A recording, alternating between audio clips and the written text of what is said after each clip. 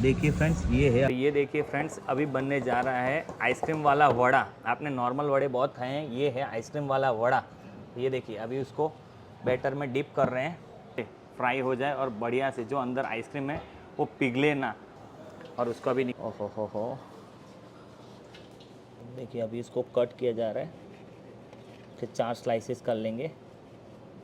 दिखने वाला है कि ओहो हो, देखिए क्या ही बढ़िया लग रहा है। और देखिए आइस जो सिरप है वो डाला जा रहा है ताकि और अच्छा लगे और उसका और बढ़िया सा फ्लेवर आए।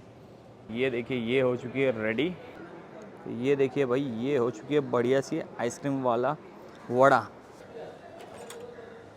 देखिए फ्रेंड्स, ये है अपना आइसक्रीम वाला वड़ा। क्या